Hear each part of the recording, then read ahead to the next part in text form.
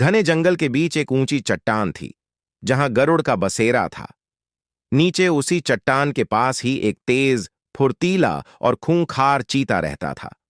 दोनों अपनी अपनी दुनिया में खुश थे, लेकिन कभी एक दूसरे से ज्यादा बातचीत नहीं होती थी। चीता अपनी ताकत और तेजी पर गर्व करता था, वहीं गरुड़ अपनी ऊंची उड़ान और दूर तक देखने वाली दृष्टि पर। एक दिन सुबह सुबह गरुड़ ने देखा कि जंगल में असामान्य हलचल है। कुछ जानवर इधर उधर भागते दिखाई दे रहे थे। उसने ऊंचाई से नजरें घुमाईं और देखा कि जंगल में कुछ शिकारी बंदूकें लिए घुसे हुए हैं। गरुड़ ने चिंता के साथ सोचा, अगर यह यूं घूमते रहे तो पूरा जंगल खतरे में आ जाएगा। नीचे जमीन पर चीता भी शिकारियों की गंध महसूस कर चुका था। वह सावधानी से झाड़ियों में छिपा, लेकिन समझ नहीं पा रहा था कि अब क्या किया जाए। वह ताकतवर था, पर बंदूक का सामना करना आसान नहीं था। उसी समय गरुड़ ने नीचे उतरकर चीते को आवाज दी, चीते भाई, अगर हम दोनों मिलकर न सोचें तो ये शिकारी कई जानवरों को नुकसान पहुंचाएंगे। चीता पहले थोड़ा हैरान हुआ। वह अभिमानी था और सोचता था कि उसे किसी की मदद की जरूरत नहीं। उसने गुर्राकर कहा, तुम ऊंची उड़ान वाले क्या जानो जमीन का खेल? मैं अकेला ही काफी हूं। गरुड़ शांत स्वर में बोला, ताकत जरूरी है, पर बुद्धि और योजना के बिना ताकत भी बेकार हो जाती है। तुम तेज हो, लेकिन शिकारी हथियारों से लैस हैं। हमें मिलकर काम करना होगा। चीते ने सोचा, गरुड़ सही कह रहा था। आखिरकार उसने मान लिया। ठीक है, बताओ क्या करना है। गरुड़ ने समझाया, मैं ऊंचाई से देख सकता हूं कि वे किस दिशा में जा रहे हैं। तुम अपनी गति से उन्हें उलझाओ, लेकिन सीधे सामने मत आना। मैं उनके ऊपर से पत्थर और टहनियां गिराकर उन्हें भ्रमित करूंगा।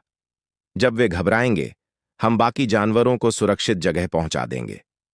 दोनों ने योजना बनाई और काम शुरू कर दिया।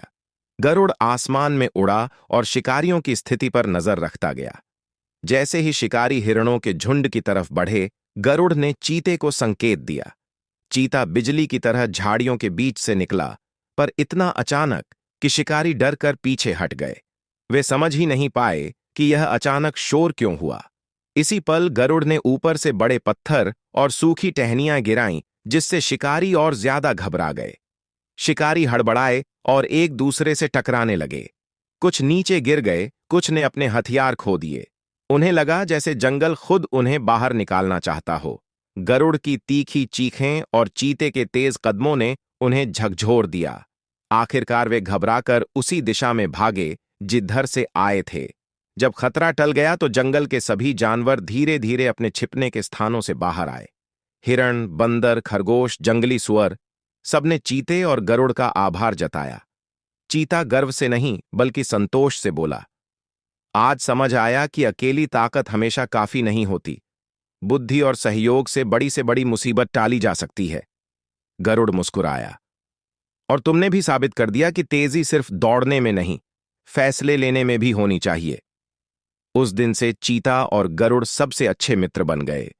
एक जमीन पर चौकसी रखता, दूसरा आसमान से, और जंगल के सभी जानवर निश्चिंत होकर रहने लगे। सीख, ताकत और बुद्धि जब साथ मिलते हैं तो बड़ी से बड़ी परेशानी भी आसानी से हल हो जाती है। सहयोग हमेशा जीत दिलाता है।